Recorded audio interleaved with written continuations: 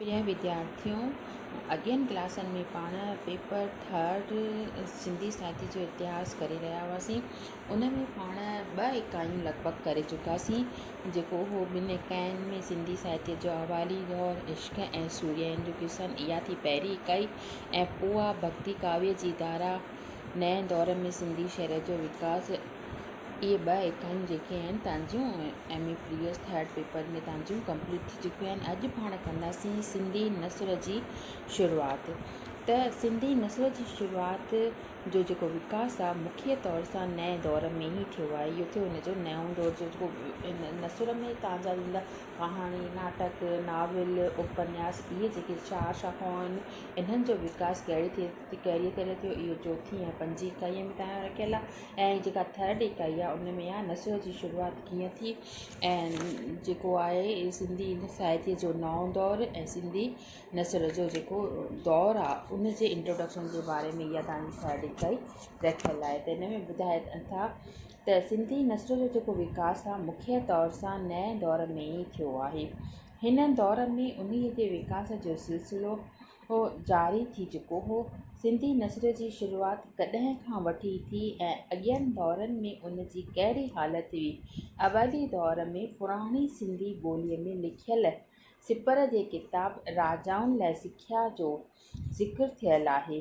Professor Mangharam मलकाणीअ इन्हीअ किताब खे सिंधी प्राकृत नसर में लिखियल पुराणे में पुराणो ग्रंथ करे ॼाणायो आहे। ख़बर नाहे त मलकाणी साहिबु कहिड़े आधार ते इहो अनुमान लॻायो त इहो ग्रंथ नसर में लिखियलु हो, छाकाणि जो मुजम्मिल अल तवारीख़ या ॿिए कंहिं बि किताब मां इन्हीअ क़िस्म जी ॼाण हासिलु न थी आहे। पर अधु सुफ़ो ई मिलियो आहे जंहिंजी साबिती मिली त इहा रचना जेका आहे नसर में हुई। इन्हीअ में बिल्कुलु बि शक गुमान न आहे त रोज़ानी वहिंवारी ज़िंदगीअ में इंसानु नसर में ॻाल्हाईंदो आहे ऐं ॿोलाईंदो आहे। इन्हीअ करे मुमकिन आहे त अवाली दौर में नज़्म खां सवाइ नसर बि उमंगनि ऐं वीचारनि खे कलमबद्ध कयो वियो हुजे। पर हेसिताईं अवाली दौर जा सिंधी ॿोलीअ में नसर में लिखियल 2 किताब या ॿोल चाल हासिलु कीन थिया आहिनि। 2 किताब बि कोन थिया आहिनि। इन्हीअ करे चइजो त जेका शुरूआति जेका आहे उहा शहर सां थी आहे। नसर जो जेको शुरूआति आहे उहा घणो पोइ नए दौर में थी आहे। विचे दौर में 16हीं सदीअ में हिकु लेखक मखदूम जाफ़र बुकाईअ वफ़ात 1589 ईस्वीअ में तलाक़ जे मसइलनि ते अरबी ॿोलीअ में हिकु किताबु लिखियो हो, जंहिं में विच में सिंधी ॿोलीअ जा के जुमिला पिणु ॾिना हुयूं। उन बैदि आख़ुंद अज़ीज़ अल्लाह 1747 इन जो जनमु थियो ऐं 1824 में जेको आहे क़ुरान शरीफ़ जो सिंधीअ में तर्जुमो कयो हो। सिंधी नसर जा जेके अवाइली किताब हथ लॻा आहिनि तिन में इहो किताबु सभ खां पुराणो आहे। क़ुरान शरीफ़ जो सिंधीअ में तर्जुमो कंदे आख़ुंद साहब मूल अरबी आयतूं ॾेई तिन में कुझु हुननि जो सिंधीअ में अखर बि अखर तर्जुमो कयो आहे। सिंधीअ जे हेठां वरी उन शाह वली अल्लाह देवलीअ जो पारसीअ में कयल क़ुरान शरीफ़ जो तर्जुमो ॾिनल आहे। ऐं मौमाना हमराई वठो मंझि मुश्किन साण सब्र बि नमाज़, इहो जेको आहे उस्तीअ करे स्वाभाविक ॿोलचाल वारे रूप में घणी ख़बर कान थी पवे। इन करे जेको आहे मतिलबु त इहे जेके आहिनि किताब आहिनि इन्हनि जे बारे में नसर जे बारे में असांखे घणो जेको आहे इन नए दौर में ई ॼाण पवे थी। पोइ आहे 8हीं ईस्वी सदीअ में मखदूम अब्दुल रहीम गरहौड़ीअ नाले हिकु सूफ़ी दरविश थी गुज़रियो आहे, जंहिंजा चयल कुझु नसर जा गोता मिलिया आहिनि। इहो जेको आहे मतिलबु असांखे किथे किथे नसर मिलियो आहे। घणे भाङे त नए दौर में ई शुरू थियो आहे, पर अवाइली दौर में जिते जिते असांखे नसर जे बारे में ॼाण मिली आहे उन्हीअ जे बारे में इहो जेको तव्हांखे मां ॿुधाए रही आहियां। त छा आहे त 8हीं ईस्वी सदीअ में मखदूम अब्दुल रहीम गरहौड़ीअ नाले हिकु सूफ़ी दरवेश थी गुज़रियो आहे, जंहिंजा चयल कुझु नसर जा गुफ़्ता मिलिया आहिनि।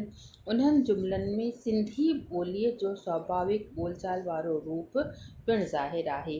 उन्हनि मां बि के ॿोल चवणनि जे रूप में मशहूरु आहिनि, जीअं त सभु को पंहिंजे कर्म जी चटी थो लोड़े, जे सॼण सॼाई बाहि ॾे त सॼाई न ॻीहिजे, तोड़े अगला ओड़ त पुण लाखे ॼाम जा। 19वीं सदीअ में कलकत्ते जे भरिसां श्रीरामपुर जे पादरियुनि सन 1811 में गॉस्पिल ऑफ सेंट मैथ्यू जो सिंधीअ में तर्जुमो निकितल आहे। उन जो 900 सिंधी तर्जुमो कैप्टन जॉर्ज स्टैक तयारु कयो, जो देवनागरी अखरनि में सन 1850 में छपियो। ॿिए साल उहो गुरमुखी अखरनि में बि छपिजी चाढ़ियो। इहे ॿई किताब जेके आहिनि बम्बईअ में अगजेलरी बाइबिल सोसाइटीअ छपाया हुआ। इन बैदि ॿिया बि कुझु ईसाई मज़हब जे प्रचार जा किताब सिंधीअ में तर्जुमो थियल आहिनि। पोइ हाणे ॾिसूं त नए दौर में शुरूआति जेका थी 1853 थियण खां अॻु सिंधी नस्ल जी पीढ़ ॿधण में यूरोपियन आलिमनि घणी मदद कई। हुननि सिंधीअ जा ग्रामर शब्द संग्रह तोड़े शब्द कोश माना डिक्शनरियूं छपाए ज़ाहिर कयूं। ग्रामर जे किताबनि में नियमनि जे मिसालनि तौरु सिंधी नस्ल तोड़े नज़्म जा चूंड टुकड़ा ॾिना विया आहिनि। शब्दकोश तोड़े शब्द संग्रह चाहे ख़ुदि नस्र जो किताब न लिखे सघिबा, पर उन्हनि नस्र जे विकास में तमामु घणी हेल्प कई, मदद कई। पहिरीं प्रिंस सिंधी ॿोलीअ जो ग्रामर तयारु करे सन 1835 में छपायो। उन बैदि 1836 में F.D. रेमोस जो सिंधी ग्रामर ज़ाहिरु थियो। साॻिए साल में बाथेन जो तयारु कयल सिंधी शब्द संग्रह ऐं व्याकरण बि तयारु थियो। सन 1843 में एस्टविक ऐं लीच सिंधीअ जा शब्द संग्रह अलॻि अलॻि तयारु कया। इन्हनि मिड़नी खां कैप्टन जॉर्ज स्टिक तमामु अॻिते निकिरी वियो। हू हैदराबाद सिंध में डेप्यूट कलेक्टर थी आयो हो ऐं सिंधी ॿोलीअ जो ऊनो अभ्यास पिणु कयो हुअईं। सन 1941 में बि कैप्टन जॉर्ज स्टिक सिंधीअ जो ग्रामर तयारु करे छपायो। हुन मंजिस ज़मीमी तौरु राय ॾियाज ऐं सोरठ जी आखाणी सिंधी नस्र में ॾिनी। हिन तोड़े ॿिया 2 किताब जेके छपाया, 3 सिंधी किसा उते ॾिनई। कैप्टन स्टक साॻिए साल अंग्रेज़ी सिंधी डिक्शनरी बि छपाई, जेका अॻियनि शब्दनि संग्रहनि जे भेट में वधीक वसीअ हुई, विशाल हुई। स्टैक साहिब खे सिंधी ॿोलीअ सां एतिरी त हुब माना प्यार हो, जो हुन सिंधी अंग्रेज़ी डिक्शनरी तयारु कंदे पंहिंजी सिहत ढाए छॾी। हिन जो नतीजो इहो निकितो जो इन्हीअ ग्रंथ खे छपजण खां अॻु ई पाण गुज़ारे वियो। पोइ एलिस इहा डिक्शनरी सन 1855 में छपाए तयारु कई। कैप्टन स्टैक सिंधीअ लाइ देवनागरी लिपि कमु आणण जो पको हिमायती हो, मतिलबु उनजो पास ख़ातिरी कंदो, मतिलबु उहा देवनागरीअ में छपजी तयारु थी। इन करे हुन इन्हनि टिनी किताबनि में सिंधी ॿोली देवनागरी अखरनि में लिखी हुई। इन्हीअ रीति सिंधी नस्र खे पके पाए त बिहारण लाइ पीढ़ में पथर यूरोपियन आलिमनि विधा। माना यूरोपियन आलिमनि जेका आहिनि असांखे तमामु घणी मदद कई इन्हनि किताबनि खे छपाइण में, ऐं असांजो जेको आहे नस्र जो विकास थियो। पोइ आहे असांजे सिंधी नस्र में कहिड़ियूं कहिड़ियूं अवैलियूं कोशिशूं थियूं, त इन्हीअ जे बारे में मां तव्हांखे अॻिते नेक्स्ट पीरियड में ॿुधाईंदसि त ई जेको शुरूआति सिंधी नस्ल जी कीअं थी, यूरोपी आलिमनि कहिड़ी तरह असांजी सिंधी नस्ल जे विकास में मदद कई, उन जे बारे में पाण अॼु ॼातोसीं। बसि अॼु एतिरो ई।